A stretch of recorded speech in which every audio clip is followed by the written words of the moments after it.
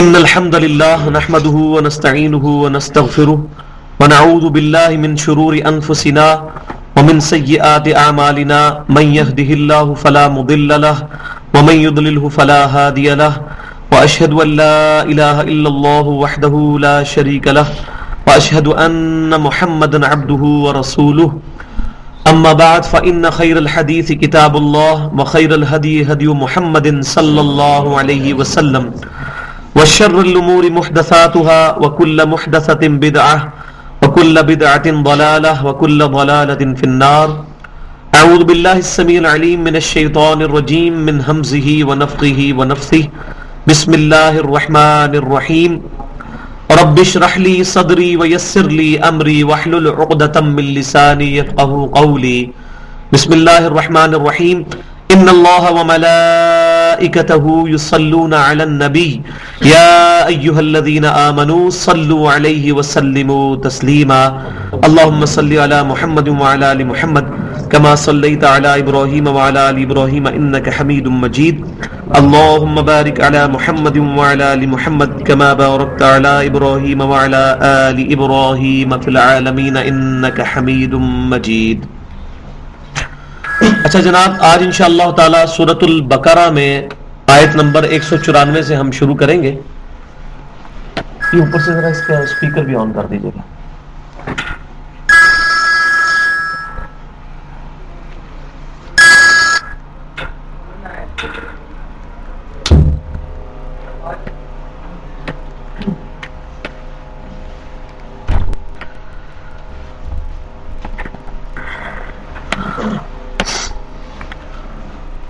پچھلی دفعہ یہ بات ڈسکس ہو رہی تھی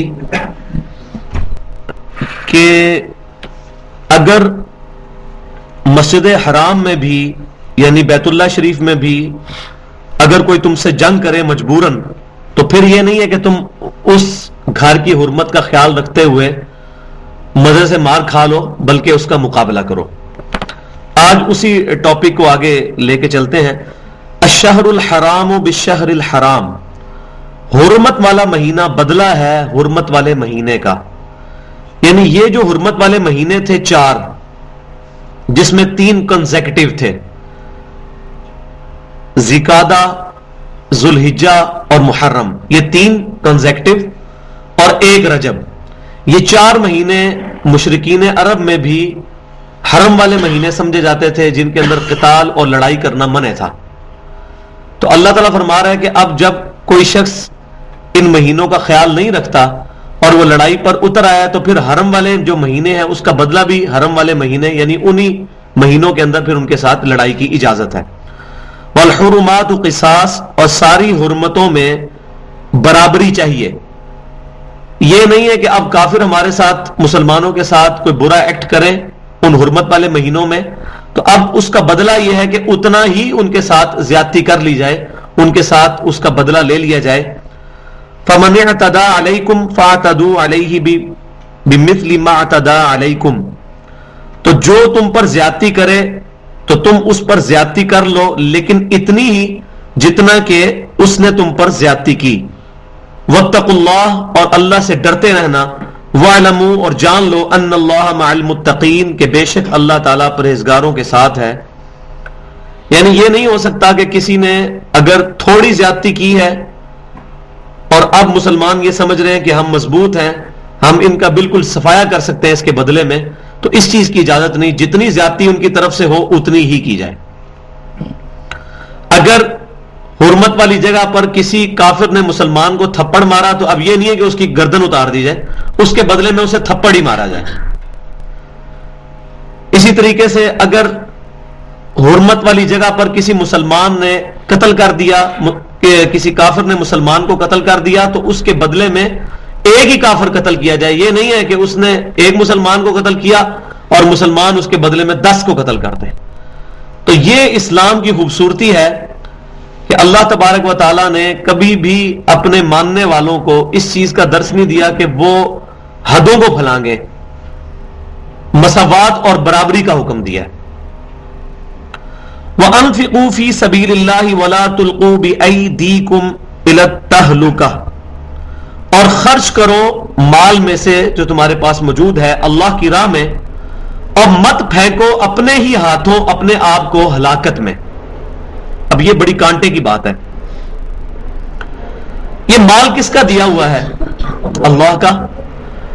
اور اللہ کا دیا ہوا مال جب اللہ اپنی راہ میں ڈیمانڈ کرے کہ میری راہ میں خرچ کرو، تو اب اس مال کو روک لینا اور اللہ کی راہ میں مال کو نہ لگانا اصل میں اپنے آپ کو ہلاک کرنا ہے۔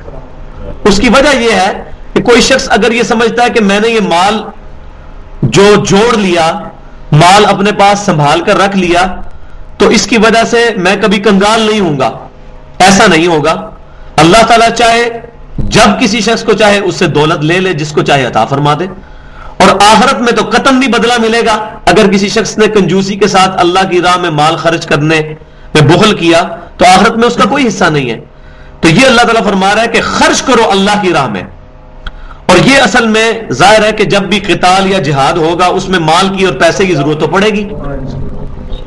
جیسا کہ غزوہ تبوک کے موقع پر نبی صلی اللہ علیہ وسلم نے جب اناؤنسمنٹ کی تو صحابہ کرام علیہم رضوان کس قدر مال لے کر، سیدنا ابوبکر صدیق کے بارے میں جامعہ ترمذی میں آتا ہے کہ اپنے سارے گھر کا مال اٹھا کر لے آئے۔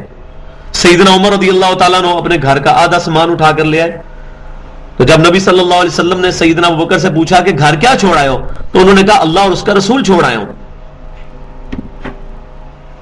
یعنی اللہ اور اس کے رسول کی محبت، اللہ اور اس کے رسول پر یقین، یہ ہمارے لیے کافی ہے۔ دنیا کی دولت، دنیا کا مال، یہ کوئی الٹیمیٹ چیز نہیں ہے۔ تو یہ اللہ تعالیٰ فرما رہا ہے کہ اللہ کی راہ میں خرچ کرو اپنے مال میں سے، وَلَا تُلْقُوا بِأَيْدِيكُمْ إِلَى التَّهْلُكَةِ، اور مت ہلاک کرو اپنے ہی ہاتھوں سے اپنے آپ کو۔ انہی ہاتھوں سے تم اللہ کی راہ میں مال خرچ کے قیامت والے دن کی کامیابی حاصل کر سکتے ہو، اور اگر اللہ کی راہ میں خرچ کرنے سے بخل کرو گے تو اپنے آپ کو ہلاک کر رہے ہو، اللہ کا تو کوئی نقصان نہیں کر رہے۔ اللہ تعالیٰ تو خزانے عطا فرمانے والا ہے۔ وَأَحْسِنُوا، اور اچھے کام کرو، إِنَّ اللَّهَ يُحِبُّ الْمُحْسِنِينَ، بے شک اللہ تعالیٰ محبت فرماتا ہے محسنین کے ساتھ، جو درجہ احسان پر پہنچنے والے ہیں، نیکی کے ایپیکس کو پہنچنے والے ہیں۔ یہ 3 درجے ہیں اسلام کے اندر۔ پہلا ہے اسلام، یہ ڈیٹم لائن ہے جس کو آپ سمجھے بینچ مارک ہے، اس سے کم تو ایمان میں داخلی کوئی نہیں ہو سکتا۔ اسلام کیا ہے کہ اللہ تبارک و تعالی کی توحید کا اقرار کرنا، امام کائنات صلی اللہ علیہ وسلم کی رسالت کا اقرار کرنا، اور آپ صلی اللہ علیہ وسلم نے اللہ تعالیٰ کے بتانے سے جو جو دین میں ضروریات دین چیزیں بتائیں ان کو منوعاً اسی طریقے سے قبول کر لینا، آپ صلی اللہ علیہ وسلم کی مبارک زبان کی اتھینٹسٹی پہ۔ تو بنیادی طور پر اسلام کے 3 عقائد ہیں، عقیدہ توحید، عقیدہ رسالت اور عقیدہ آخرت۔ ان تمام چیزوں کو ماننا اور ضروریات دین کا انکار نہ کرنا، یہ تو اسلام ہو گیا، یہ ڈیٹم لائن ہے، بینچ مارک ہے، اس سے کم پر تو نجات ہے ہی نہیں ہے۔ اس سے اوپر کا درجہ ہے ایمان کا، جیسا کہ سورۃ الحجرات میں کہا گیا، جو لوگ نئے نئے مسلمان ہوئے تھے تو اللہ تعالیٰ نے فرمایا کہ تم یہ نہ کہو کہ ہم مومن ہو گئے، بلکہ یہ کہو کہ ہم تو اسلام لے کر آئے ہیں۔ ایمان تو ابھی ان کے دلوں کے اندر راسخ ہی نہیں ہوا۔ ایمان تو وقت گزرنے کے ساتھ ساتھ جب اس اسلام کو بندہ پریکٹس کرتا ہے، خصوصاً وہ 5 چیزیں جن پر اسلام کی بنیاد ہے، کلمہ پر، اس کے بعد نماز، اس کے بعد زکوٰۃ، رمضان کے روزے، اور جب اللہ کی راہ میں استطاعت ہو، پیسے کے اعتبار سے بھی، وقت کے اعتبار سے بھی، اور اپنے گھر کے حالات کے اعتبار سے بھی، تو حج کرنا۔ تو جو شخص اس کو پریکٹس کرے گا تو وقت کے ساتھ ساتھ اس کا ایمان بڑھے گا، کیونکہ اعمال بھی ایمان کے اندر داخل ہیں۔ پھر اس سے بھی اوپر کا درجہ جو ہے وہ ہے درجہ احسان، اور یہ تینوں درجے جو ہیں وہ صحیح بخاری اور صحیح مسلم کی متفق علیہ حدیث، جو امام مسلم رحمۃ اللہ علیہ مقدمے کے بعد کتاب الایمان میں پہلی حدیث لے کے ہیں، جس کو ہم حدیث جبریل کہتے ہیں۔ اس میں جبریل علیہ السلام جب انسانی شکل میں آ کر امام کائنات صلی اللہ علیہ وسلم کے سامنے دوزانوں بیٹھے تو انہوں نے کیا سوال کیا تھا؟ یا رسول اللہ بتائیں اسلام کیا ہے؟ پھر ایمان کے بارے میں سوال کیا، پھر تیسرا سوال کیا احسان کے بارے میں۔ تو آپ صلی اللہ علیہ وسلم نے فرمایا کہ اللہ کی عبادت یوں کرو گویا کہ تم اپنے رب کو دیکھ رہے ہو، اور اگر یہ تصور نہیں بنا سکتے کم از کم یہ تصور ضرور رکھو کہ تمہارا رب تمہیں دیکھ رہا ہے۔ تو یہ احسان سب سے ایپیکس، کلائمیکس کا درجہ ہے اسلام میں، اور اس کو میں دنیاوی طور پر بھی سمجھاتا ہوں. جیسے دیکھیں کوئی شخص پیپروں میں پاس ہونے کے لیے 40% نمبر اگر کسی جگہ پر کالج میں یا یونیورسٹی میں یا اسکول کے اندر ریکوائرڈ ہے، تو جس نے 40 نمبر لے لیے وہ اسلام کے درجے میں ہے، پاس تو وہ بھی ہو گیا. اس سے اوپر بڑھ کر فرسٹ ڈویژن 60% نمبر لے لیے وہ درجہ ایمان پر، اور اس سے ٹاپ پہ جو ہے A1 گریڈ جو ہے وہ درجہ احسان ہے، جس پر صحابہ کرام علیہم رضوان نبی صلی اللہ علیہ وسلم کی مبارک صحبت کی برکت سے پہنچ چکے ہوئے تھے.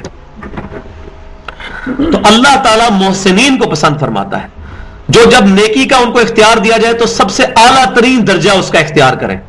یہ نہیں ہے کہ بالکل لوور لیول پر رہیں. جیسا میں اکثر مثال بیان کرتا ہوں کہ نبی صلی اللہ علیہ وسلم سے 13 رکعت وتر پڑھنا ثابت ہے صحیح بخاری میں. اکثر آپ صلی اللہ علیہ وسلم 11 رکعت پڑھتے تھے. رمضان ہو یا غیر رمضان آپ کی رات کی نماز 11 رکعت ہوتی تھی. رمضان میں وہ تراویح تھی، اور رمضان سے ہٹ کر قیام اللیل آپ صلی اللہ علیہ وسلم پورا سال ہی پڑھا کرتے تھے. بل امت پر آسانی کی خاطر صرف رمضان کے اندر یہ نماز کی گئی.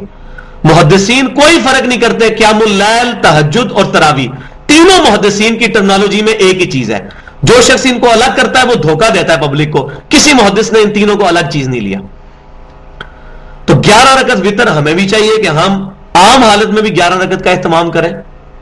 11 نہیں تو 9 بھی ثابت ہے نبی صلی اللہ علیہ وسلم نے صحیح مسلم میں، 7 بھی ثابت ہے، 5 بھی، 3 بھی، 1 بھی ثابت ہے. لیکن بندہ ہمیشہ 1 پڑھنے کی عادت بنا لے تو اب وہ کم ترین درجے کو اٹین کر رہا ہے. دنیا میں تو ہم کہتے ہیں آخرت مطلب زیادہ سے زیادہ بڑھ جائیں، اور آخرت کے معاملے میں ہم کہتے ہیں کہ ہمیں بس جسٹ جہاں سے کام چل جائے کام چلا لیں ہم. تو ایسا نہیں ہے. احسان کے درجے پہ وہ شخص پہنچے گا جو اعلیٰ ترین عبادت کا جو لیول ہے اس کو اچیو کرنے کی کوشش کرے گا. اور اسی چیز کو اللہ تعالیٰ نے سورہ آل عمران میں بھی ارشاد فرمایا 4 پارے کے شروع میں، لن تنالوا البر حتى تنفقوا مما تحبون. تم ہرگز نیکی کے اعلیٰ ترین درجے کو نہیں پہنچ سکتے جب تک کہ اپنی پسندیدہ چیزیں اللہ کو نہ دے دو. اس پہ میں سمجھتا ہوں کہ انسان کی زندگی میں سب سے پسندیدہ چیز اس کی جوانی ہے. یہ اللہ کی راہ میں لگانی چاہیے. اسی طریقے سے کسی کے پاس مال ہے، یہ اللہ کی راہ میں لگانا چاہیے. کسی کے پاس وقت ہے تو وقت اللہ کی راہ میں لگانا چاہیے. وقت بہت قیمتی چیز ہے، کیونکہ وقت ہی لگا کر تو ہم مال کماتے ہیں. تو جب کوئی شخص وقت اللہ کی راہ میں دے رہا ہے تو دراصل وہ مال اللہ کی راہ میں دے رہا ہے. اور اسی طریقے سے جو مال اللہ کی راہ میں دے رہا ہے وہ بھی وقت کی ایک فارم دے رہا ہے، کیونکہ وہ وقت لگا کر ہی اس نے مال کمایا تھا. تو احسان کے درجے پر ان اللہ یحب المحسنین، بے شک اللہ تعالیٰ محبت فرماتا ہے محسنین کے ساتھ جو اعلیٰ ترین درجہ اچیو کرنے کی کوشش کرتے ہیں. وَأَتِمُّ الْحَجَّ وَالْعُمْرَةَ لِلَّهِ، اور مکمل کرو حج اور عمرے کو اللہ کے لیے. اب حج کے احکامات یہاں سے شروع ہو رہے ہیں. حج کی اقسام بھی میں انشاءاللہ اس میں بتاؤں گا ڈیٹیل سے، اور حج کی جو ترتیب ہے وہ بھی انشاءاللہ اس کے اندر آئے گی. اور حج کی جو حکمت اور فلسفہ ہے وہ بھی ایک آیت کے اندر آئے گا. جیسا کہ رمضان کا فلسفہ آیا تھا اس کا روحانی اعتبار سے بھی اور باقی چیزوں کے اعتبار سے، تو اب حج کا ذکر آ رہا ہے. مکمل کرو حج اور عمرے کو اللہ کے لیے. فَإِنْ أُحْصِرْتُمْ فَمَا اسْتَيْسَرَ مِنَ الْهَدْيِ، اور اگر تم گھیر لیے جاؤ تو قربانی کا جانور جو بھی آسانی سے میسر ہو اس کو آگے بھیج دو. یہ صلح حدیبیہ کے موقع پر پریکٹیکلی ہو بھی گیا کہ مسلمانوں کو عمرے کے لیے آنے سے روک دیا گیا. تو پھر اللہ تبارک و تعالیٰ نے 2 آپشنز دیے ہیں کہ اگر وہ کافر آگے نہیں جاننے دیتے تو تم وہیں پر رک جاؤ اپنی جان بچانے کی خاطر اور قربانی کا جانور آگے بھیج دو. جب وہاں پر پہنچ جائے جانور، اس کو قربان کر دیا جائے تو پھر تم بھی اپنے سر کے بال منڈا لو. اور دوسرا یہ کہ اگر یہ بھی آپشن اویلیبل نہ ہو تو پھر احادیث کے اندر یہ چیز ملتی ہے کہ وہیں پر جانور کو قربان کر کے پھر اسی عمرے کی اگلی دفعہ قضا کر لی جائے جب کبھی موقع ملے. فَإِنْ أُحْصِرْتُمْ فَمَا اسْتَيْسَرَ مِنَ الْهَدْيِ، اگر تمہیں گھیر لیا جائے تو جو بھی قربانی کا جانور میسر ہو اس کو آگے بھیج دو.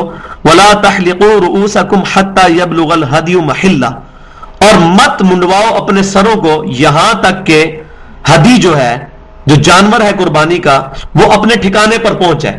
جب وہ حرم میں پہنچ جائے اب تم سر منڈوا سکتے ہو، کیونکہ قربانی جو ہے یہ دو حج کی اقسام ایسی ہیں جن کے اندر قربانی کرنا شرط ہے. قربانی کیے بغیر نہ تو سر کے بال منڈوائے جا سکتے ہیں، نہ احرام کھولا جا سکتا ہے. وہ آگے ڈیٹیل آئے گی تو میں انشاءاللہ حج کا طریقہ بڑے آسان الفاظ میں آپ کو سمجھا بھی دوں گا. فمن کان منکم مریضا او به اذى من رأسه، جو کوئی تم میں سے مریض ہو یا اس کے سر میں کوئی تکلیف ہو. وہ تکلیف کیا؟ وہ صحیح بخاری میں موجود ہے اسی آیت کے کانٹیکسٹ میں کہ سیدنا کعب بن عجرہ رضی اللہ تعالیٰ عنہ کہتے ہیں کہ میں احرام کی حالت میں تھا اور میرے سر میں جوئیں پڑ گئی، اور اس قدر جوئیں پڑ گئی کہ وہ ٹپکتی تھی، ایسے گرتی تھی، اور میں سخت تکلیف میں تھا. اس موقع پر یہ آیت نازل ہوئی کہ اگر کوئی شخص سر کی ایسی تکلیف میں مبتلا ہو گیا ہے کہ جوئیں پڑ گئی ہیں اور ظاہر ہے کہ ابھی احرام کھولنے میں کچھ عرصہ باقی ہے تو اتنی دیر وہ تکلیف نہیں برداشت کر سکتا، تو اس کو اجازت ہے کہ وہ اپنے سر کے بال منڈوا لے، لیکن ساتھ وہ فدیہ دے گا. وہ آ رہا ہے من رأسه ففدیة من صیام او صدقۃ او نسک. تو وہ پھر یہ ہے کہ فدیہ دے دے. ایک آپشن یہ ہے کہ یا تو فدیہ دے دے، دوسرا آپشن ہے من صیام یا روزے رکھ لے، او صدقۃ یا خیرات دے دے، او نسک یا قربانی.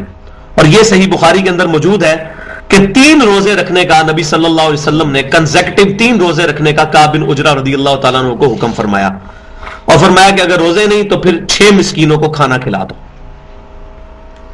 اور اگر یہ بھی نہیں کر سکتے تو پھر کوئی بکری یا کوئی جانور جو ہے وہ اللہ کی راہ میں قربانی کر دو. یہ صحیح بخاری میں تینوں آپشنز موجود ہیں.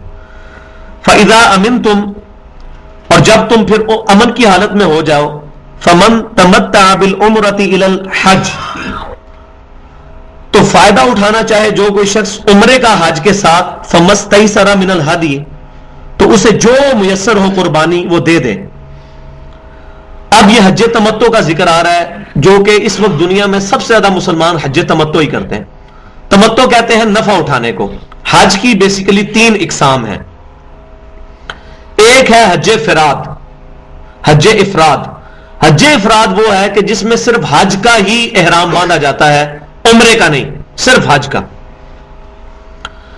دوسرا حج ہوتا ہے حج قران، جس میں عمرے اور حج کا اکٹھا احرام باندھ لیا جاتا ہے، لیکن عمرہ کرنے کے بعد احرام کھولا نہیں جاتا.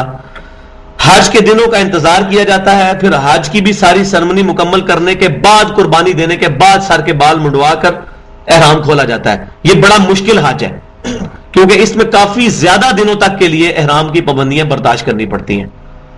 اور تیسرا حج ہے حج تمتع. یہ حج وہ ہے جو کہ اکثر دنیا کے مسلمان جو کہ مکے اور مدینے کے علاوہ باقی ملکوں سے آتے ہیں وہ حج تمتع کرتے ہیں. ہم بھی پاکستان سے جب گئے تھے 2007 میں، ہم نے بھی حج تمتع ہی کیا تھا الحمدللہ. حج تمتع یہ ہے کہ یہاں سے آپ عمرے کا احرام باندھیں گے اور وہاں پر عمرہ کرنے کے بعد احرام کھول دیں گے. ابھی حج میں 8 یا 10 یا 15 دن باقی ہوتے ہیں، تو 8-10 دن انتظار کرنے کے بعد پھر حج کے جب دن آئیں گے تو پھر دوبارہ سے حج کے لیے احرام باندھیں گے. تو قران میں اور اس میں فرق یہ ہوا کہ وہ ایک ہی احرام کے ساتھ ہوتا ہے، یہ احرام دوبارہ باندھا جاتا ہے. اس میں تھوڑی سی آسانی ہے، ظاہر ہے وہ جتنے دن ہے اتنے دن احرام کی پابندیاں جو ہیں، بال کاٹنا، ناخن کاٹنا، اسی طریقے سے بیوی سے الگ رہنا، یہ تمام چیزیں ان سے بندہ جو ہے وہ آزاد ہو جاتا ہے. تو اکثر لوگ حج تمتع ہی کرتے ہیں. یہ 3 حج کی اقسام ہے. تو اس میں جو حج افراد ہے جس میں صرف حج کا احرام باندھا جاتا ہے، اس کے لیے قربانی کوئی نہیں ہے. البتہ جو حج قران اور حج تمتع ہے اس کے لیے قربانی بھی دینی پڑتی ہے، اور یہ قربانی حج کی قربانی ہوتی ہے. اس قربانی کا بڑی عید کی قربانی کے ساتھ کوئی تعلق نہیں ہے، وہ الگ سے دینی ہوگی. ہم 2007 میں جب حج کے لیے گئے تھے تو یہاں پیچھے ہم نے حصہ ڈالا تھا قربانی کے لیے، وہ الگ سے. تو حج کی جو قربانی ہے یہ الگ ہے، اور جو عید کی قربانی ہے وہ الگ ہے. یہ دونوں اکٹھی نہیں ہے. اور عید کی قربانی بھی سنت موقدہ ہے. صحابہ کرام علیہم رضوان اس پر اہتمام کرتے تھے. واجب کے درجے میں تو نہیں ہے لیکن سنت موقدہ ہے، کیونکہ صحابہ کرام علیہم رضوان سے خصوصاً سیدنا ابوبکر صدیق رضی اللہ تعالیٰ عنہ سے جان بوجھ کر بھی کئی دفعہ قربانی چھوڑنا ثابت ہے. صرف اس لیے انہوں نے چھوڑی تاکہ لوگوں کو پتہ چل جائے کہ یہ واجب کے درجے میں نہیں ہے، سنت کے درجے میں ہے. تو یہ حج کی 3 اقسام ہوگی، اور ان میں جو آخری 2 اقسام ہیں قران اور جو تمتع ہے اس کے اندر قربانی بھی کرنی ہوگی. اب اگر کوئی شخص قربانی کے پیسے نہیں رکھتا تو اس کے لیے اللہ تعالیٰ نے اجازت دی ہے فمن لم یجد، جو قربانی نہ پا سکے یا اس کو جانور نہ ملے یا استطاعت نہ رکھتا ہو، فصیام ثلاثۃ ایام فی الحج، تو اس کو چاہیے کہ حج کے دنوں میں 3 روزے رکھ لے. قربانی کے بدلے میں حج کے دنوں میں 3 روزے رکھ لے. وسبعۃ اذا رجعتم، اور جب تم گھر لوٹ آؤ تو پھر 7 روزے مزید رکھ لو. تلک عشرۃ کاملہ، یہ پورے کے پورے 10 روزے بن گئے. تو 10 روزے رکھنے ہیں ایکویلنٹ ٹو قربانی. 3 حج کے دنوں میں، حج کے دن کون سے ہیں؟ 8 ذی الحجہ، 9 ذی الحجہ، 10، 11، 12، 13، یہ حج کے دن ہیں. ان کے اندر 3 روزے رکھ لیے جائیں. اس میں بھی جو 10 ذی الحجہ کا دن ہے اس کو سکپ کر دیا جائے. اس کی وجہ یہ ہے کہ اس دن نبی صلی اللہ علیہ وسلم نے روزہ رکھنے سے منع فرمایا. اور یہ اکثر یہ جو بات مشہور ہے کہ عید کے دن روزہ نہیں رکھنا، اور وہ بڑی عید کے 3 دن لیتے ہیں. بڑی عید کا دن بھی ایک ہی ہے. اگر 3 دن ہوتے تو باقی دوسرے دن بھی تو نماز پڑھی جاتی. وہ یوم النہر 3 ہے، 10، 11، 12. قربانی کے 3 دن ہے. حج کا جو عید کا دن ایک ہی ہے. چھوٹی عید کا بھی ایک دن ہے یکم شوال، اور بڑی عید کا بھی ایک ہی دن ہے 10 ذی الحجہ. وہ ہم 3 دن اس لیے مشہور ہو گئے کہ وہ قربانی کے 3 ہیں، وہ یوم النہر ہے. عید کا دن جو ہے وہ 10 ذی الحجہ، اسی لیے نماز عید کی وہ 10 کو ہی پڑھی جاتی ہے. ورنہ قربانی جس طرح 10، 11، 12 3 دن ہوتی ہے تو پھر عید کی نماز بھی پھر 3 دن آپشنل تھی، کسی وقت بھی کی پڑھی جا سکتی تھی. تو عید کا ایک ہی دن ہے، وہ باقی 2 دن جو ساتھ ہوتے ہیں وہ یوم النہر ہوتے ہیں. اس کو اٹھا لیجیے گا. تو جو شخص قربانی نہ پا سکے یا استطاعت نہ رکھے وہ 3 دن روزہ رکھے حج کے دنوں میں. وسبعۃ اذا رجعتم، اور 7 روزے رکھ لے جب واپس آ جائے گھر آ کے، وہ کسی وقت بھی رکھ سکتا ہے. تلک عشرۃ کاملہ، یہ مکمل ہوئے 10 روزے. ذالک لمن لم یکن اہلہ حاضر المسجد الحرام، اور یہ رعایت ان لوگوں کے لیے ہے کہ جن کے گھر مسجد حرام کے پاس نہ ہو. یعنی مکے کے رہنے والے لوگ حج تمتع نہیں کر سکتے. یہ آسانی دی جا رہی ہے آفاقی لوگوں کو جو دور جگہ سے آتے ہیں، کیونکہ وہ بیچارے پیسے خرچ کے آئے ہیں، اور ظاہر ہے ان کو ایک موقع میں اللہ نے اجازت دی کہ وہ عمرہ بھی کر لے، اس کا ثواب بھی کما لے اور حج کا بھی. جبکہ مکے کے اندر رہنے والا جو بندہ ہے وہ جب چاہے عمرہ کر سکتا ہے. تو اس کے لیے حکم نہیں ہے کہ وہ حج کے ساتھ عمرے کو شامل کرے. وہ علیحدہ سے جب اس نے عمرہ کرنا ہے تو پورا سال پڑا ہوا ہے. باہر کے لوگوں کو موقع دیا جائے کہ وہ حج تمتع کرے، عمرہ بھی اور ساتھ حج بھی. تو یہ اللہ تعالیٰ نے اس میں کیٹاگوریکل مینشن کر دیا ہے کہ یہ آسانی صرف ان لوگوں کے لیے ہے جو کہ مسجد حرام کے آس پاس رہنے والے لوگ نہیں ہیں. واتقوا اللہ، اور اللہ کا تقوی اختیار کرو. دیکھیں ہر بات کے ساتھ آ رہا ہے تقوی، کیونکہ تقوی تو روح ہے اصل. اگر کسی کی نیت دکھلاوے کی ہے، جس طرح کئی لوگ ہیں جو اپنے نام کے ساتھ خود لکھتے ہیں حاجی، الحاج، اور اس چیز کو پروموٹ کرتے ہیں. حاج حالانکہ زندگی میں انہوں نے ایک دفعہ کیا ہوتا ہے. نماز تو روزانہ 5 دفعہ پڑھی جاتی ہے، پھر ہمیں نماز ہی بھی لکھنا چاہیے اپنے نام کے ساتھ. حاجی کیوں لکھتے ہیں؟ تاکہ اظہار ہو کہ ہم نے بہت بڑا کوئی مارکا جو ہے وہ مارا ہے، نعوذ باللہ.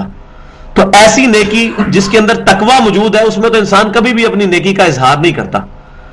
بلکہ حسن بصری رحمۃ اللہ علیہ فرماتے ہیں کہ صحابہ کرام علیہم رضوان اپنی نیکیوں کو ایسے چھپاتے تھے جس طرح تم اپنے گناہوں کو چھپاتے ہو. یہ فرق ہے. تو خود اپنے آپ کو فخریہ حاجی اپنے نام کے ساتھ لکھنا اور اپنے نام کے ساتھ الحاج لکھنا، اگر ایک سے زیادہ حج کر لیے. ہاں کسی شخص کو اس بتانے میں کوئی حرج نہیں ہے کہ میں نے حج کیا ہے، ماشاءاللہ میں نے سعادت حاصل کی، علیحدہ بات ہے. لیکن پرماننٹلی اپنے نام کا حافظ لکھ لینا، اپنے نام کا حصہ بنا لینا، حاجی کو اپنے نام کے ساتھ حصہ بنا لینا، اس کے اندر ریاکاری کی بو آتی ہے. ہم فتویٰ کسی پہ نہیں لگاتے. جو لکھتا بھی ہے میں یہ نہیں کہتا کہ وہ ریاکاری کے لیے لکھ رہا ہے، لیکن بچنا چاہیے اس میں. کیونکہ اہل سنت کا طریقہ یہ ہے کہ وہ فتویٰ نہیں لگاتے، صرف غلطی پوائنٹ آؤٹ کرتے ہیں. ہم کسی پہ فتویٰ نہیں لگاتے، لیکن اس سے بچنے میں احتیاط ہے کہ اپنے نام کے ساتھ حاجی اور یہ وہ چیزیں نہ لکھی جائیں. واتقوا اللہ، اللہ کا تقوی اختیار کرو. واعلموا، اور یہ بات جان لو، ان اللہ شدید العقاب، کہ بے شک اللہ تعالیٰ سزا دینے میں بڑا سخت ہے. وَلِعَوْذُ بِاللَّهِ تعالیٰ، مطلب اللہ تعالیٰ کے ساتھ صرف اس رشتے کو نہ رکھنا کہ اللہ تبارک و تعالیٰ ماں سے بڑھ کر محبت کرنے والا ہے، اس میں کوئی شک نہیں ہے. لیکن ایک پروٹوکول بھی ہے. اللہ تعالیٰ کی حدوں کو پھلانگنا بھی نہیں ہے، اور جو جو چیزیں اللہ تعالیٰ نے بیان فرمائی ہیں ان کا اسی طریقے سے اہتمام کرنا ہے. حج کے مسائل سیکھ کے حج کے لیے جانا ہے. اب کئی لوگ گئے ہوتے ہیں، یقین کریں وہاں دیکھتے ہیں تو بڑی پریشانی ہوتی ہے کہ لوگوں کو پتہ ہی نہیں ہوتا، بیسک چیزیں بھی حج کی نہیں پتہ ہوتی. صرف وہ ان کے کسی کا بچہ باہر گیا ہوتا ہے، وہ پیسے بھجوا دیتا ہے، چلو جی والد صاحب کو اور والدہ کو حج کروا دیا جائے. اور بوڑھے بوڑھے لوگ بےچارے چلنے پھرنے سے بھی قاصر ہوتے ہیں، وہاں حج کے لیے پہنچے ہوتے ہیں، اور کئی احکامات حج کے اور عمرے کے وہ صحیح طریقے سے ادا بھی نہیں کر سکتے. اب حج کا آ رہا ہے فلسفہ. الحج اشہر معلومات، حج کے جو مہینے ہیں وہ بالکل معلوم اور واضح ہیں. اس سے یہ بات پتہ چل گئی کہ اللہ تبارک و تعالیٰ نے مشرکین عرب میں جو حج کے مہینوں کا رواج تھا اس کو انڈورس کر دیا کہ ہاں یہ ٹھیک ہے، یہ تواتر کے ساتھ جو چیز چلتی آ رہی ہے یہ بالکل ٹھیک ہے. وہ حج کے مہینے کون سے ہیں؟ 3 ہیں، شوال، ذوالقعدہ اور ذوالحجہ کے 10 دن. یہ ہیں کیونکہ شوال کے مہینے میں ہی قافلے مختلف علاقوں سے چلنا شروع کر دیتے تھے. ابھی تو چونکہ ہم لوگ ایئر فلائٹس کے ذریعے سفر کرتے ہیں تو ان ٹائم بھی جا کر حج میں شامل ہو سکتے ہیں. عرب میں اور ارد گرد کے علاقوں میں شوال کے مہینے سے قافلے نکلنے شروع ہو جاتے تھے، 2 3 مہینے کا سفر کر کے. آج سے 30-40 سال پہلے اگر آپ چلے جائیں، تقریباً 30-40 تو نہیں، زیادہ 70-80 سال کے قریب، تو یہاں سے بھی لوگ 3.5 مہینے 4 مہینے کا سفر کر کے مکہ شریف میں اور مدینہ شریف میں پہنچتے تھے. اس طریقے سے عرب کے ارد گرد کے علاقوں کے جو لوگ تھے جو سفر کر کے آتے تھے 200-300 کلومیٹر، 400 کلومیٹر، 1000 کلومیٹر، تو شوال کے مہینے میں تیاری کر کے، تو یہ حج کے 3 مہینے جو اللہ تعالیٰ نے انڈورس کر دیے. الحج اشہر معلومات، حج کے جو مہینے ہیں وہ معلوم ہیں، وہ بالکل وہی ہیں جو چل رہے ہیں. فمن فرض فیہن الحج، پس جو کوئی نیت کر لے ان مہینوں میں حج کرنے کی، فلا رفث، یہ 3 چیزیں ہیں جناب. فلا رفث، تو اس کو چاہیے کہ مت کرے کوئی بے حیائی کا کام، ولا فسوق، اور نہ کوئی فسق اور فجور، کوئی گناہ کا کام، ولا جدال، اور نہ ہی کوئی لڑائی جھگڑا کرے، فی الحج، حج کے دنوں میں. یہ 3 بنیادی شرطیں اللہ تعالیٰ نے حج کے لیے لگا دی کہ حج کا پروٹوکول، حج کا جو فلسفہ ہے وہ یہ ہے کہ یہ 3 کام نہ ہو.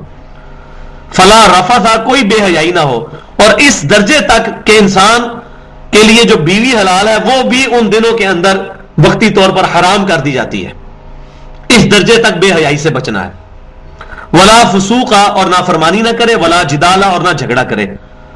اسی کانٹیکسٹ میں صحیح بخاری اور صحیح مسلم کے اندر حدیث موجود ہے کہ امام کائنات صلی اللہ علیہ وسلم نے فرمایا کہ جس شخص نے حج کیا اور یہ 3 شرطیں لگائیں اور اس نے اس میں بے حیائی کی بات نہیں کی، اس نے کوئی گناہ کا کام نہیں کیا اور لڑائی جھگڑا نہیں کیا، تو حج کرنے کے بعد وہ ایسا ہی ہو گیا جیسا کہ آج ہی ماں کے پیٹ سے پیدا ہوا ہے، اس کے سارے گناہ معاف ہو جائیں گے. یہ حج کی فضیلت ہے، لیکن ان طرح 3 شرائط کے ساتھ. اور واللہ یہ چیز دیکھنے میں وہاں ملتی ہے، 40 لاکھ کے قریب مجمع موجود ہوتا ہے، لیکن الحمدللہ اللہ تبارک و تعالیٰ نے اس وقت دنیا میں یہ ایک زندہ معجزہ رکھا ہے کہ 40 لاکھ پبلک اکٹھی ہوتی ہے، پوری دنیا سے مختلف نیشنز کے مختلف طبقے کے لوگ اکٹھے ہوتے ہیں، اور اس کے باوجود الحمدللہ کوئی لڑائی جھگڑا نہیں وہاں ہوتا. ہر بندہ ڈر رہا ہوتا ہے، ایون غلطی سے بھی کسی کو دھکا لگ جائے تو وہ دوسرے سے معذرت کر لیتا ہے، کیونکہ ہر ایک کو ٹینشن پڑی ہوتی ہے کہ میں نے حج میرا کہیں ضائع نہ ہو جائے. تو یہ بہت بڑا معجزہ ہے اس وقت مسلمانوں کا، یہ انٹرنیشنل اجتماع جو ہوتا ہے حج کی شکل میں، کہ مسلمان وہاں پر اکٹھے ہوتے ہیں، الحمدللہ وہاں پر امن ہوتا ہے. باقی یہ جو کبھی کبھار جو بگدڑ مچتی ہے یا آگ لگ جاتی ہے، یہ صرف مینجمنٹ کی کمزوری ہوتی ہے، کوئی لڑائی جھگڑے کی وجہ سے ایسا نہیں ہوتا. وہ بھی الحمدللہ اب انہوں نے کافی پیسہ لگا کر منا کے خیموں کے پاس، وہ جہاں پر رمی کے لیے جاتے ہیں، وہاں پر اب انہوں نے مختلف جو ہے منزلیں بنا دی ہیں. تقریباً اب 4 ہو چکی ہیں منزلیں، جن پہ پہلے تو ایک ہی سڑک تھی جس سے لوگ جاتے تھے، اسی سے واپس آتے تھے تو وہ بھگدڑ مچ جاتی تھی. اب الحمدللہ آپ دیکھ رہے ہیں کتنے عرصے سے بڑا اچھا امن کے ساتھ سلسلہ چل رہا ہے. وما تفعلوا من خیر یعلمہ اللہ، اور جو کوئی بھی تم نیکی کا کام کرتے ہو تو اللہ تعالی کے علم میں ہے. یعنی کوئی بھی شخص حج کے لیے نکلا ہے، کس نیت سے نکلا ہے اور حج کے اندر وہ کیا شرارت کر رہا ہے، کیا اس کی نیت ہے، یہ اللہ کے علم میں ہے. اور یہاں حج کے اندر میں خصوصاً ایک بات ضروری سمجھتا ہوں کرنا، وہ یہ کہ چونکہ عورت کا احرام بھی حج کی حالت میں یہ ہے کہ چہرہ اس نے رکھنا ہے ننگا. تو حج کے دنوں میں نگاہ کی حفاظت کرنا بڑا مشکل ہو جاتا ہے. یہ سب سے بڑی ٹینشن ہے جو ایک حاجی کو وہاں فیس کرنا پڑتی ہے, کیونکہ عورتیں جو ہیں انہوں نے بھی احرام اس طرح کیا ہوتا ہے کہ ان کا چہرہ کھلا ہونا چاہیے اور یہ 2 ہاتھ کھلے ہونے چاہیے احرام کی حالت میں, اور یہ بھی اللہ تعالیٰ نے آزمائش رکھی ہے. اب اس حالت کے اندر بڑا مشکل ہو جاتا ہے مردوں کے لیے اپنی نگاہ کی حفاظت کرنا. وہاں جا کر کوئی انسان میں فوراً کرامت نہیں پیدا ہو جاتی کہ انسان خانہ کعبہ پہنچے گا تو وہ فوراً ہی ٹھیک ہو جائے گا. جس کو یہاں سے بد نگاہی سے بچنے کی اور اپنی نگاہوں کو حرام سے بچانے کی عادت ہوگی, وہیں وہاں پر جا کر وہی شخص ہی نگاہ کی حفاظت کر سکتا ہے. یہ بڑا مشکل کام ہے, تو یہ بہت زیادہ پریکٹس کرنی پڑتی ہے, بڑا اہتمام کرنا پڑتا ہے. اور اس میں تو یہ سجیسٹ کروں گا کہ جو شادی شدہ لوگ ہیں خصوصاً انہیں کو ہی حج کے لیے جانا چاہیے اور اپنی بیوی ساتھ لے کے جائیں. اگر وہاں پر اتنے عرصے کے لیے اپنی نگاہ کی حفاظت کرنی ہے تو بیوی اپنے ساتھ ہونی چاہیے. اور یہ الحمدللہ نبی صلی اللہ علیہ وسلم کا بھی مبارک طریقہ تھا. آپ جب بھی کسی سفر میں جاتے تھے نا تو اپنی کوئی نہ کوئی بیوی زوجہ محترمہ ساتھ رکھتے تھے. بخاری اور مسلم میں موجود ہے کہ نبی صلی اللہ علیہ وسلم پھر قرعہ ڈالتے تھے, جس کے نام پہ قرعہ نکلا ہے اس کو ساتھ لے کے جایا کرتے تھے. تو جب بھی کہیں سفر پر اس طرح جانا پڑے تو کوشش کرنی چاہیے لمبے پیریڈ کے لیے تو اپنی بیوی کو ساتھ رکھا جائے. خصوصاً حج میں تو بہت زیادہ اس چیز کی ضرورت محسوس کی جاتی ہے. اور اگر نگاہ کی حفاظت نہ ہوئی اور پھر روحانیت تو ساری ختم ہو گئی. اب اللہ تعالیٰ سے کیا جزا ملنی ہے. من خیر یعلمہ اللہ, جو بھی نیکی کا کام کرو گے اللہ تعالیٰ کے علم میں ہے. وَتَزَوَّدُوا فَإِنَّ خَيْرَ الزَّادِ التَّقْوَى, اور سفر کا جو زاد راہ ہے وہ بھی اپنے ساتھ رکھ لیا کرو, اور سب سے بہترین زاد راہ تو تقویٰ ہے. یعنی جب سفر پر چلتے ہو تو یہ نہ ہو کہ یہاں سے پیسے کو نہ لے کے جاؤ وہاں جا کے بھیک مانگ رہے ہو, اور یہ اکثر پاکستانی یہی کام کر رہے ہوتے ہیں. وہاں پر آپ کو جتنے بھیک مانگنے والے ملیں گے نا ان میں میجورٹی پاکستان, بنگلہ دیش, انڈیا کے لوگوں کی ہوتی ہے. وہاں پہ آپ طواف کعبہ کر رہے ہیں اور لوگ ایسے ہاتھ بلا کے زمین پہ بیٹھے ہوئے ہیں, جس طرح یہاں سڑک پہ بیٹھے ہوتے ہیں نا, خانہ کعبے جا کے بھی یہی کچھ کر رہے ہوتے ہیں. وہی میں کہہ رہا ہوں نا کہ بھائی کعبے جانے سے کوئی سوئچ نہیں آن ہو جانا پرہیزگاری کا, یہ تو کنٹینیوس ایفرٹ ہے کسی بندے کی تقوی کو اچیو کرنا. تو اللہ تعالیٰ فرما رہا ہے کہ جب جاؤ تو زیادہ راہ ساتھ رکھ لیا کرو, اور سب سے بہترین زیادہ راہ جو ہے وہ تقویٰ ہے. یعنی کہ تقویٰ ساتھ ہو, یہ نہیں ہے خالی پیسے لے کے چلے گے, وہ تقویٰ ہی کوئی نہیں ہے, اسی پیسے سے وہاں غلط کام کرو گے, جا کے فضول خرچی کرو گے. اور یہ ہوتا ہے لوگ پیسہ لے کے جاتے ہیں, اور عورتیں جو ہیں خصوصاً میں نے دیکھا ہے وہاں پر کہ وہ حرم میں نماز پڑھنے کے بعد اس طرح فارغ ہو کے تو بازاروں میں پورا پورا دن جو ہے وہ خریداریاں ہی کرتی رہتی ہیں, اور جب واپس آتے ہیں اتنے انہوں نے جو ہے وہ بیگ اٹھائے ہوتے ہیں, کمبل, وہ ساری چیزیں جو یہاں سے بھی ملتی ہیں. چلو وہاں سے زمزم اور کھجورے ہی بندہ لے آئے, لیکن وہ اتنی چیزیں لے کے آتے ہیں تو وہ کیا کہ صرف یہ نہیں ہے کہ مال رکھ لیا ساتھ, تو تقویٰ بھی ساتھ رکھنا ہے کہ اس مال کو کسی صحیح جگہ پر خرچ کرنا ہے. یہ نہیں ہے کہ اس مال کے ذریعے جو ہے وہ دنیا کی یاشیاں وہاں کرنی شروع کر دینی ہے. یہاں پر ان صوفیاء کا بھی رد ہوا کہ جن لوگوں کا یہ کانسیپٹ ہے کہ انسان کو اللہ پر توکل کر لینا چاہیے بغیر اسباب کے. اور اکثر صوفیاء کی کتابوں میں اکثر کہتا ہوں, میں قرآن و حدیث میں تو ایم ایس سی ہوں گا لیکن تصوف میں پی ایچ ڈی ہوں, میری پوری زندگی تصوف میں گزری ہے. تصوف کی تمام کتابیں میں نے اپنے دودھ کے دانت جو ہیں وہ تصوف میں توڑے ہیں. پوری زندگی کے میرے 31 سال, اب میں 33 سال کا ہوں, 31 سال تصوف میں گزرے ہیں. تو تصوف کی تمام کتابیں الحمدللہ میں نے پڑھی ہیں اور ڈیٹیل کے ساتھ اپنی زندگی لگائی ان کتابوں پر ہے. یہ بعد میں قرآن حدیث کی طرف رجحان ہوا, اللہ کا فضل ہوا. تو تصوف میں بھی یہ کانسیپٹ موجود ہے کہ بھی اللہ پر توکل کر دیا جائے تو غیر سے کھانا آنا شروع ہو جائے گا, یہ ہو جائے گا, وہ ہو جائے گا. تو یہ بالکل باطل نظریہ ہے. اللہ نے دنیا کے کام کو اسباب کے ساتھ جوڑا ہے. اللہ تعالیٰ اس چیز پر قادر ہے کہ بغیر پانی کے پیاس بجھا دے, لیکن پیاس کو پانی کے ساتھ جوڑا ہے. نبی صلی اللہ علیہ وسلم کو جب پیاس لگتی تھی آپ پانی پیتے تھے, بھوک لگتی تھی تو کھانا کھاتے تھے. تو آپ صلی اللہ علیہ وسلم ہمارے سامنے آئیڈیل ہیں. جس نے بھی آپ صلی اللہ علیہ وسلم کے ٹریک کو چھوڑ کر کوئی اور راستہ اختیار کیا تو وہ پھر غلو اور ایگزیجریشن میں چلا گیا. اور افسوس کی بات یہ ہے کہ لوگوں نے ایسے ایسے نظریات اپنے بزرگوں کے بارے میں ڈیولپ کیے ہیں کہ نعوذ باللہ من ذالک, وہ کبھی کبھار لگتا ہے کہ اپنے بزرگوں کو امام کائنات سید الاولین والآخرین شفیع المذنبین رحمت للعالمین سیدنا و مولانا امام اعظم محمد رسول اللہ صلی اللہ علیہ وسلم سے بھی بڑھ کر ہی کچھ مانتے ہیں. کہتے نہیں ہیں, مانتے ہیں. 40 سال تک اشاعت وضو الفجر پڑھی, نبی صلی اللہ علیہ وسلم نے پڑھی کبھی؟ صحابہ کرام نے پڑھی؟ انہوں نے بھی نہیں پڑھی ہوئی, یہ جھوٹ ہے. صحیح بخاری اور مسلم کے اندر حدیث موجود ہے, نبی صلی اللہ علیہ وسلم کتاب النکاح چیپٹر میں 3 صحابہ آئے, نبی صلی اللہ علیہ وسلم تشریف فرما تھے, گھر میں نہیں تھے. سیدہ عائشہ سے نبی صلی اللہ علیہ وسلم کی روٹین کے بارے میں پوچھا تو ان کو لگا کہ آپ صلی اللہ علیہ وسلم تو بہت کم ہی عبادت کرتے ہیں. پھر انہوں نے آپس میں گفتگو کی, نبی صلی اللہ علیہ وسلم تو بخشے بخشائے ہیں, ہمیں عبادت کی ضرورت ہے.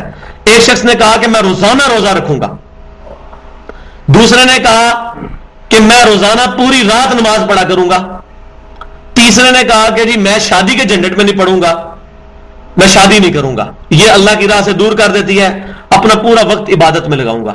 نبی صلی اللہ علیہ وسلم جب واپس گھر تشریف لائے تو آپ کو بتایا گیا کہ اس طرح لوگ گفتگو کر رہے تھے. تو آپ صلی اللہ علیہ وسلم جلال میں آئے اور آپ نے بڑا سخت جملہ ارشاد فرمایا. آپ نے فرمایا خدا کی قسم میں تم سے بڑھ کر اللہ کا تقوی رکھنے والا ہوں. اب میں اسی بات کو یہ کہنے لگا ہوں, اللہ کی قسم نبی صلی اللہ علیہ وسلم صوفیاء سے بڑھ کر تقوی رکھنے والے ہیں. پھر آپ صلی اللہ علیہ وسلم نے فرمایا اللہ کی قسم میں تم سے بڑھ کر تقوی رکھنے والا ہوں, اور میں رات کو سوتا بھی ہوں, نماز بھی پڑھتا ہوں, میں روزے رکھتا بھی ہوں اور نہیں بھی رکھتا ہوں, اور نکاح میری سنت ہے. فمن رغب عن سنتی فلیس منی, جس نے میری سنت سے اغراض کیا اس کا مجھ سے کوئی تعلق نہیں. آپ تصوف کی کتابیں اٹھا کے پڑھیں, اس میں باقاعدہ چیپٹر بنے ہوئے ہیں نکاح کے نقصانات. یہ ایک پورا دین ہے کہ جو اسلام کے خلاف کھڑا کیا گیا پرہیزگاری کے نام کے اوپر. یہ پرہیزگاری نہیں, یہ دین ہم کسی غیر مسلم کو نہیں پیش کر سکتے. آپ نے اس کی جھلک لینی ہو تو شیخ فرید الدین عطار آج سے تقریباً 800-900 سال پہلے ایک گزرے ہیں صوفی, انہوں نے کتاب لکھی ہے تذکرۃ الاولیاء, بریلوی دیوبند دونوں اس کو چھاپ رہے ہیں ترجمے کے ساتھ. اس میں آپ واللہ چیزیں پڑھ لیں, آپ کانوں کو ہاتھ لگائیں. شیخ ابو بکر شبلی کے بارے میں لکھا ہے, وہ کہتے ہیں میں 30 سال تک نمک کا سرما لگاتا رہا ہوں اپنی آنکھوں میں تاکہ میں رات کو عبادت کر سکوں. یہ کون سا دین ہے بھائی؟ صحیح مسلم میں حدیث ہے, حضرت عبداللہ بن عمر بن عاص رضی اللہ تعالیٰ عنہ کی شکایت کی گئی نبی صلی اللہ علیہ وسلم کو ان کی بیوی کی طرف سے کہ یہ رات کو جو ہے پوری رات نفل پڑھتے ہیں اور دن کو روزے رکھتے ہیں. آپ صلی اللہ علیہ وسلم نے بلا کے ان کو ڈانٹا. آپ نے فرمایا عبداللہ اگر پوری رات جاگے گا تو اندھا ہو جائے گا, تیری آنکھوں کا بھی تجھ پہ حق ہے, تیری بیوی کا بھی تجھ پہ حق ہے, تیری اولاد کا بھی تجھ پہ حق ہے. اب نبی صلی اللہ علیہ وسلم فرما رہا ہے تو رات کو روزانہ جاگے گا تو اندھا ہو جائے گا, تیری آنکھوں کا حق ہے. اور ابو بکر شبلی صاحب کہہ رہے ہیں میں 30 سال تک نمک کا سرما لگاتا رہا ہوں. بھائیو یہ باتیں بالکل کلین ہے, یہ کوئی راکٹ سائنس نہیں ہے.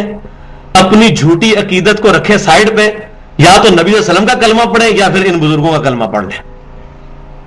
یہ ہم بزرگوں کو رد نہیں کر رہے, ان کی جو تعلیمات ہم تک پہنچی ہیں وہ تو یہی کچھ ہے. وہ بزرگ تھے یا نہیں تھے, نہ ہم اقرار کرتے ہیں نہ انکار کرتے ہیں. البتہ ہم یہ ضرور کہتے ہیں کہ جو تعلیمات ہیں یہ نبی صلی اللہ علیہ وسلم سے ٹکراتی ہیں, کیونکہ ابو بکر شبلی جو ہے ان کو فوت ہوئے بھی تقریباً 900 سال ہو چکے ہیں, شاید ان کی طرف جھوٹی بات منسوخ کر دی. لیکن جو آج کے صوفیاء ان کتابوں کو چھاپ رہے ہیں وہ تو ان کو مانتے ہیں. اسی طریقے سے علی بن عثمان اجویری کشف المحجوب میں لکھتے ہیں کہ میں نے غلطی کی تھی زندگی میں ایک دفعہ شادی کرنے کی, اب دوبارہ نہیں کروں گا. اب پتہ نہیں علی بن عثمان اجویری نے یہ لکھی ہے بات کہ نہیں, لیکن آج جو کتاب موجود ہے اس میں تو موجود ہے. ہم ان بزرگوں کو کچھ نہیں کہتے, اگر وہ نیک تھے تو اللہ کی جنتوں میں, اور اگر وہ برے تھے تو اللہ تعالیٰ کے عذاب میں مبتلا ہوں گے. ہمیں نہیں پوچھا جائے گا کہ وہ کس حالت میں ہے, ہمیں یہ پوچھا جائے گا کہ ہم نے قرآن و سنت پہ عمل کیا یا نہیں.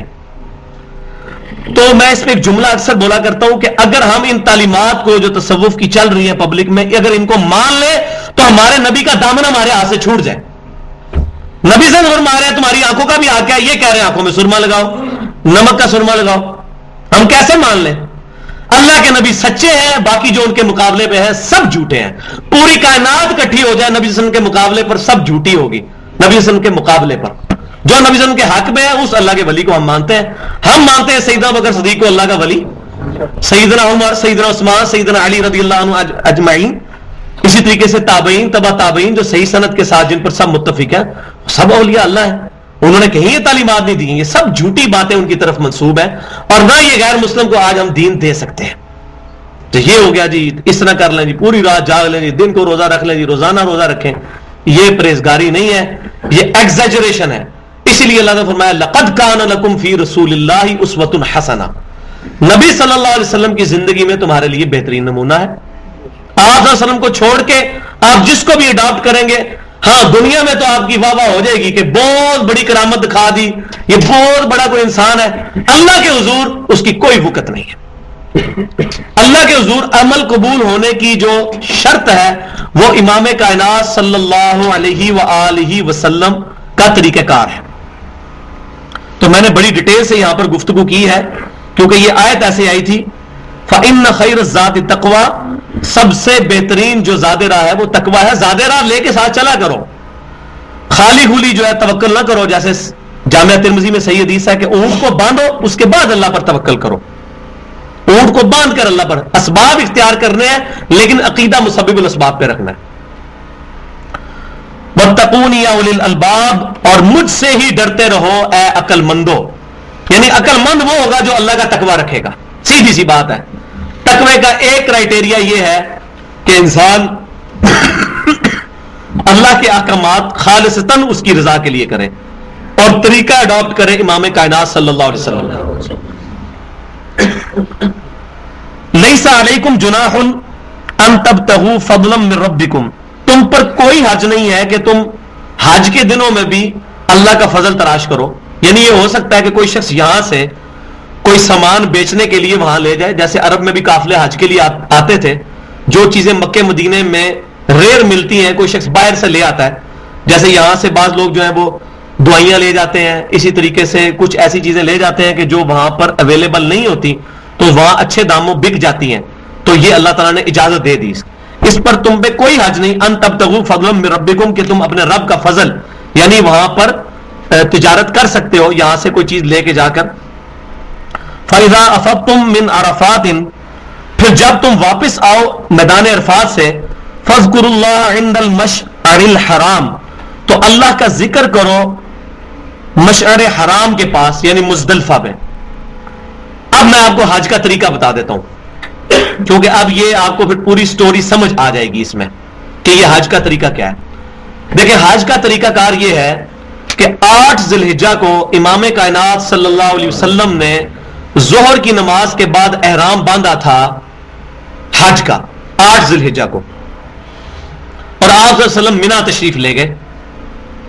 اب بھی یہی ہوتا ہے کہ 8 کو احرام باندھا جاتا ہے اور منا لے جاتے ہیں, لیکن چونکہ رش بہت زیادہ ہوتا ہے تو پاکستان کے جو حاجی ہیں ان کو 8 سے بھی ایک دن پہلے 8 اور 7 کی جو درمیانی رات ہے, رات کے وقت یہ احرام بنوا کر تو راتوں رات منا پہنچا دیا جاتا ہے, کیونکہ اگر صبح ہو تو پھر وہ ٹائم پہ منا پہنچ بھی نہیں سکتے.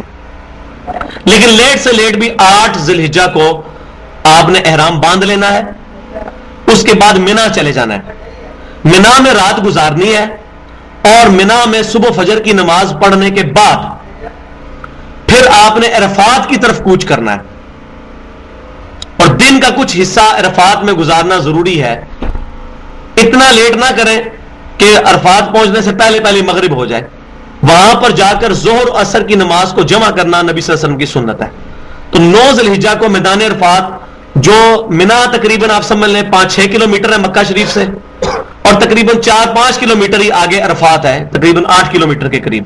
پیدل جائیں تو 1.5 گھنٹہ لگتا ہے, گاڑیوں میں جائیں تو تقریباً 3-4 گھنٹے لگ جاتے ہیں کیونکہ گاڑیوں کا رش بہت زیادہ ہوتا ہے. تو پیدل انہوں نے بڑی چوڑی روڈ بنائی ہوئی ہے اور مزہ ہے جی جناب پیدل چلنے کا. روحانیت, اتنی روحانیت کہ سارے لوگوں نے کفن پہنے ہوئے ہیں اور ہزاروں کی تعداد میں لوگ چل رہے ہیں. وہ واقعی میدان محشر کا منظر ایک قسم کا قائم ہو جاتا ہے وہاں پر. اور پھر انہوں نے راستے پہ اب تو شیڈ بھی بنا دیے اور راستے پہ پانی کی جگہ بھی رکھی ہوئی ہے, کسی کو پیاس لگ جائے تو پانی پی لے. تو 9 ذی الحجہ کو دن کے وقت چاہے جمعے کا دن ہو یا کوئی اور دن ہو, ظہر اثر نماز اکٹھی پڑھنی ہے. یہ حج کی خصوصیت میں سے ہے. جمعے کا دن بھی اگر آ جائے گا تو جمعے کی نماز نہیں پڑھی جائے گی, ظہر اثر جمع کر کے پڑھی جائے گی. ظہر اثر جمع کریں گے, اس کے بعد عصر سے مغرب کے درمیان سب سے افضل عبادت یہ ہے کہ آپ نے کھلے میدان میں کھڑے ہو کر جو ہے اللہ تعالیٰ سے دعا کرنی ہے, اور دعاؤں کی قبولیت کا وہ موقع ہوتا ہے. پھر جب مغرب ہو جائے گی اور مغرب کی بھی تسلی ہو جائے گی کہ مغرب ہو چکی ہے, سورج غروب ہو چکا ہے, اور وہاں اناؤنسمنٹ بھی ہو جاتی ہے, کبھی توپ وغیرہ وہ چلا دیتے ہیں تاکہ پتہ چل جائے مغرب مکمل ہو گئی ہے. تو اب مغرب کی نماز نہیں پڑھنی وہاں پر, بلکہ وہاں سے کوچ کرنا ہے دوبارہ منا کی طرف. منا اور عرفات کے درمیان میں, منا کے قریب قریب یہ مشعر حرام آئے گا جس کو مزدلفہ کہتے ہیں، وہاں پر رات گزارنی ہے. وہاں پر جب لوگ مغرب کے بعد یہاں سے نکلنا شروع کرتے ہیں تو رات کو 2-2:30 بجے کہیں وہاں پہنچتے ہیں، کیونکہ بسوں کا بڑا رش ہوتا ہے، خصوصاً فیملی جب ساتھ ہو تو پیدل چلنا مشکل ہو. پیدل والے تو پہنچ جاتے ہیں 8-9 بجے تک، جو گاڑیوں والے ہوتے ہیں وہ 1-2-2:30 بجے تک بھی بعض کا بڑی مشکل سے پہنچتے ہیں. تو وہاں جا کر مغرب اور عشاء کو جمع کرنا ہے. یہاں میں ضمناً عرض کر دوں کہ امام کائنات صلی اللہ علیہ وسلم ہر سفر میں ظہر اور عصر جمع فرماتے تھے، مغرب اور عشاء جمع فرماتے تھے ہمیشہ. صحیح بخاری اور مسلم میں متفق علیہ حدیث موجود ہے. تو حج میں آپ صلی اللہ علیہ وسلم نے ظہر عصر جمع فرمائی اور مغرب عشاء بھی جمع فرمائی، لیکن مغرب پڑھنی ہے جا کر پھر مزدلفہ میں، جہاں کے مغرب کا وقت بھی ختم ہو چکا ہوتا ہے. لیکن سفر میں بھی ظہر عصر کا ایک ہی وقت ہے اور مغرب عشاء کا ایک ہی وقت ہے. سفر کے اندر اللہ تعالیٰ نے یہ چھوٹ دی ہے. جو ہمارے شیعہ بھائی جو ہیں پورا سال انہوں نے روٹین بنائی ہوئی ہے، وہ کسی حد تک ٹھیک ہے سفر کے اندر، لیکن اس کو ہمیشہ کی روٹین بنا لینا یہ ثابت نہیں ہے. لہذا وہ جو ظہرین اور مغربین پڑھتے ہیں اس کی اصل موجود ہے قرآن و سنت میں، اس سے اہل سنت کا کوئی اختلاف نہیں ہے، لیکن اس کو روٹین نہیں بنایا جا سکتا، صرف سفر کے لیے یا حج کے لیے. تو مغرب اور عشاء کو وہاں جمع کرنا ہے. مغرب کے 3 فرض پڑھے جائیں گے. اچھا، وہ جو ظہر عصر پڑھنی ہے وہاں بہت جھگڑا ہو رہا ہوتا ہے جی کہ 4 پڑھنی ہے کہ 2 پڑھنی ہے، کیونکہ لوگ کہتے ہیں جی مکے سے تو سفر نہیں ہوا. حالانکہ حدیث شریف میں موجود ہے کہ نبی صلی اللہ علیہ وسلم نے 2 فرض پڑھے تھے، ظہر کے 2 عصر کے، 2 ہی پڑھنے ہیں. سفر ہے یا نہیں ہے، سفر سے کوئی تعلق نہیں، یہ حج کی خصوصیت ہے. اسی طریقے سے مغرب عشاء بھی اسی طرح پڑھنی ہے اکٹھی جیسا کہ ظہر عصر پڑھی تھی. ظہر کی اقامت ہوگی، ظہر کے 2 فرض، پھر عصر کی اقامت ساتھ ہی، عصر کے 2 فرض، سنتیں نہیں پڑھنی. اسی طریقے سے یہاں عشاء کے وقت کے اندر مغرب کے لیے اقامت ہوگی، 3 فرض مغرب کے پڑھے جائیں گے، پھر اقامت ہوگی عشاء کے 2 فرض پڑھے جائیں گے اور 7 وتر، کیونکہ وتر نبی صلی اللہ علیہ وسلم نے سفر میں بھی کبھی نہیں چھوڑے. فجر کی 2 سنتیں اور عشاء کے وتر آپ صلی اللہ علیہ وسلم نے سفر میں بھی کبھی نہیں چھوڑے. تو یہ پڑھنے وہاں پر یہ نمازیں جمع کرنی ہے. یہ مزدلفہ کی رات بڑی ٹیسٹی رات ہوتی ہے، کیونکہ یہ کھلے آسمان کے نیچے خیمے سے باہر گزارنی ہوتی ہے.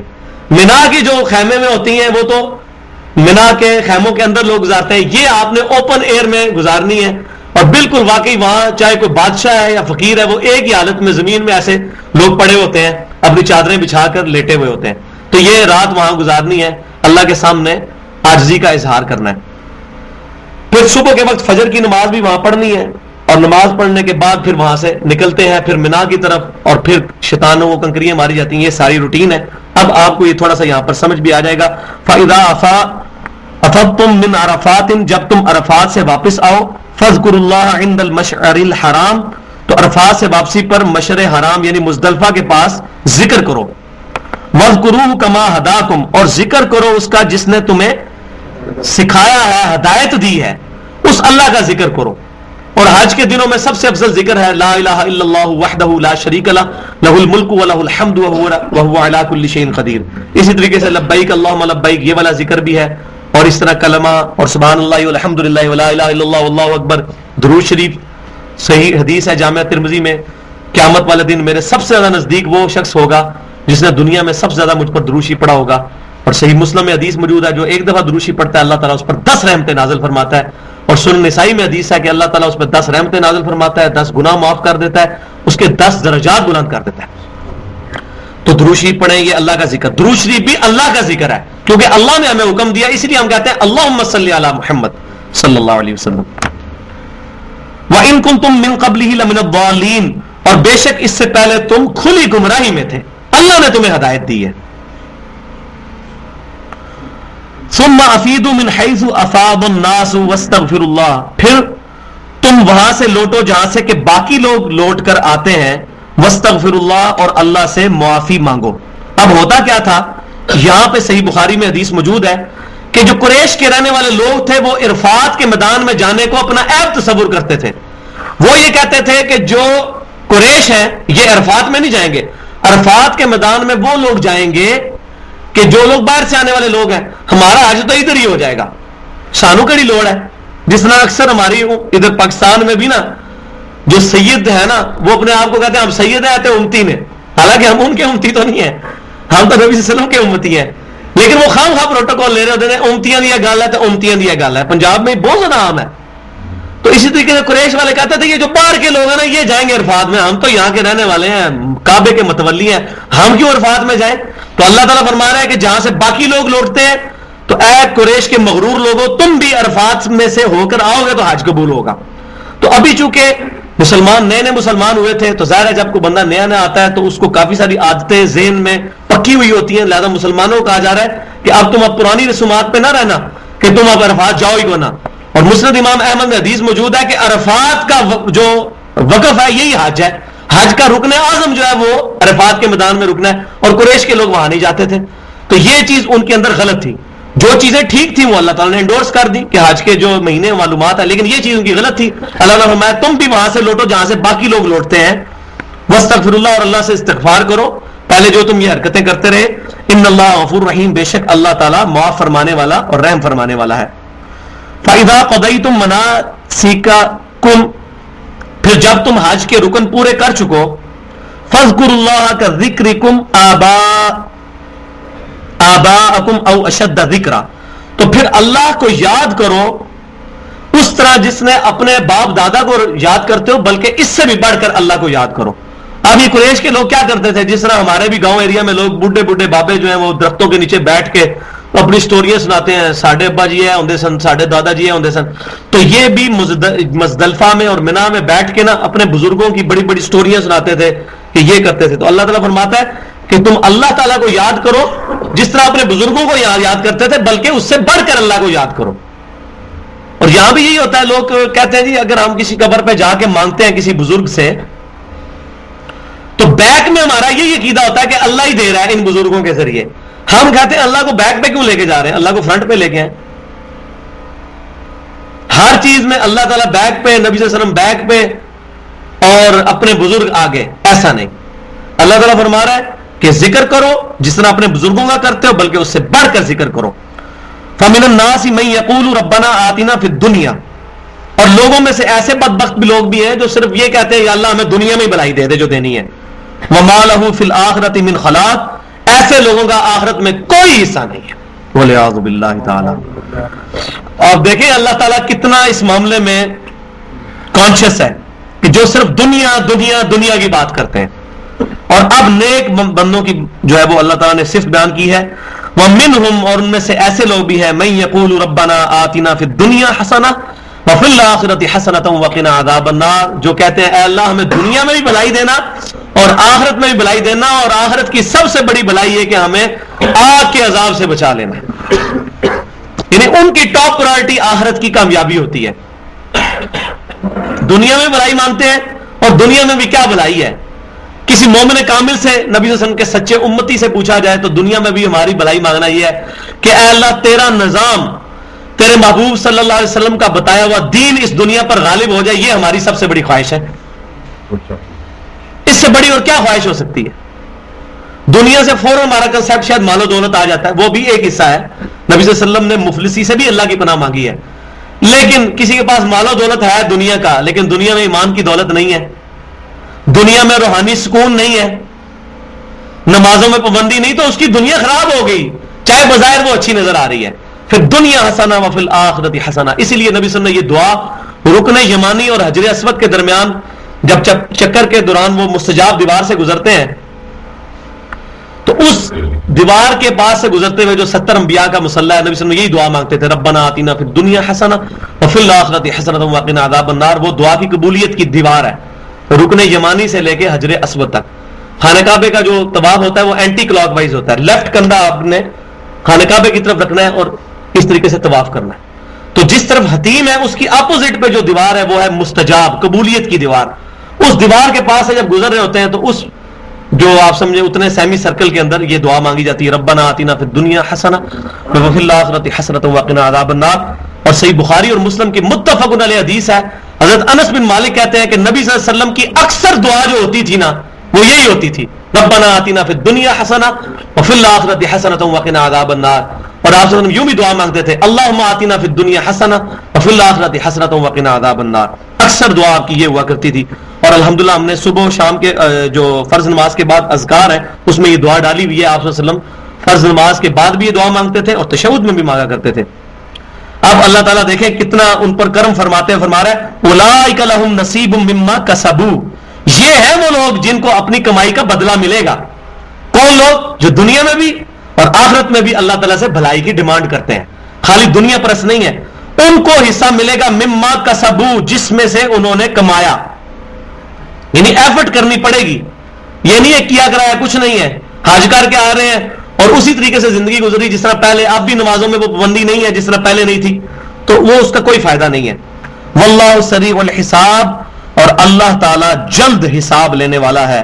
وَاذْكُرُوا اللَّهَ فِي أَيَّامٍ مَّعْدُودَاتٍ، خوب اللہ کو یاد کرو ان گنتی کے دنوں میں، جو حج کے گنتی کے دن ہیں ان کے اندر خصوصاً اللہ تبارک و تعالیٰ کو یاد کرو۔ فَمَن تَعَجَّلَ فِي يَوْمَيْنِ فَلَا إِثْمَ عَلَيْهِ، اور جو کوئی 2 دن کے اندر ہی واپس آ جائے تو اس میں کوئی حرج نہیں ہے۔ اب یہ بات سمجھے آپ، حج میں جب مینا کے اندر سٹے ہوتا ہے،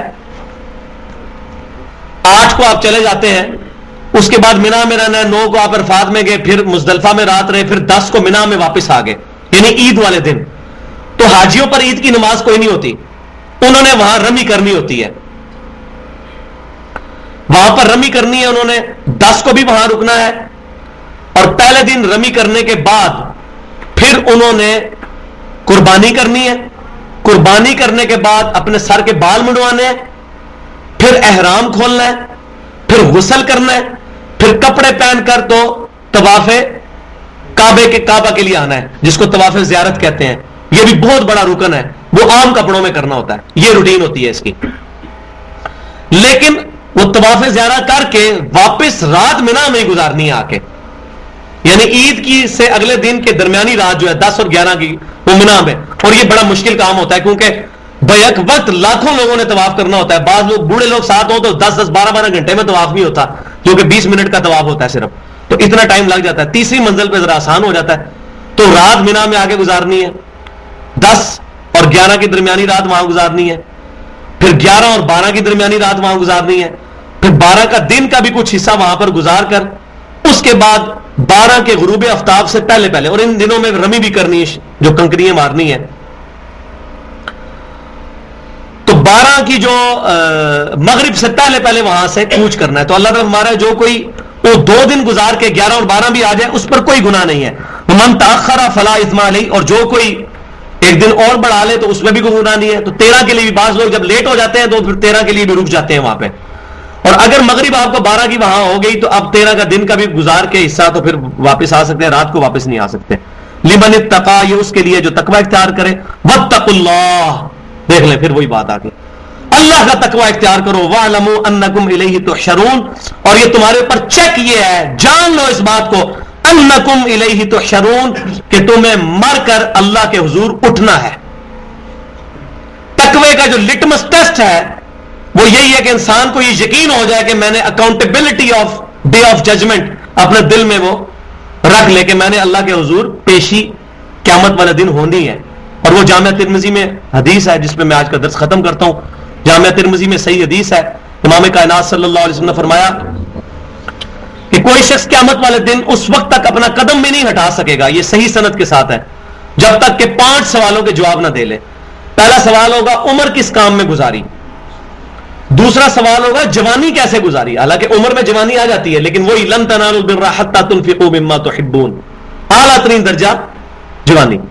تیسرا سوال ہوگا مال کیسے کمایا، حلال تھا یا حرام تھا، اور چوتھا سوال مال کو کہاں پر خرچ کیا، حلال پر یا حرام پر، اور 5واں سوال اپنے علم پر کہاں تک عمل کیا۔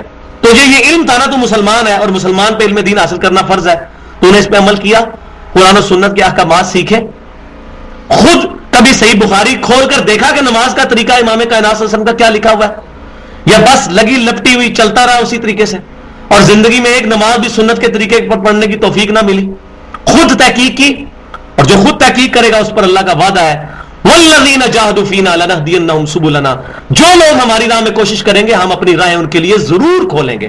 یہ اللہ نے اپنے اوپر اوبلیگیشن کر لی ہے کہ جو شخص اللہ کی راہ میں کوشش کرے گا اللہ ضرور راہیں دکھائے گا، اور الحمدللہ ایسے ایسے لوگ موجود ہیں 60-70 سال کی عمر میں داڑیاں سفید ہو چکی ہیں، اب جا کے ان کے اندر اخلاص موجود تھا، اللہ نے مرنے سے پہلے ان کو ہدایت دے دی۔ مولوی کو نہیں ملے گی، مولوی کے اندر اخلاص نہیں ہوتا، الا ماشاء اللہ، میں سارے مولویوں کو غلط نہیں کہتا، لیکن اکثر کی روٹی چونکہ دین کے ساتھ لگی ہوئی ہے، آپ ان کو بخاری مسلم کھول کے بھی بتا دیں، کہیں گے ایڈے بڑے بزرگ پاگل سن. ہم کہتے ہیں نہ تیرے بزرگ کا دین نہ میرے بزرگ کا دین، دین اللہ کا اور اس کے محبوب صلی اللہ علیہ وسلم کا دین ہے. وما علینا الا البلاغ المبین. محفل سے اٹھنے کی دعا ہے. سبحانک اللہم و بحمدک، اشہد ان لا الہ الا انت استغفرک.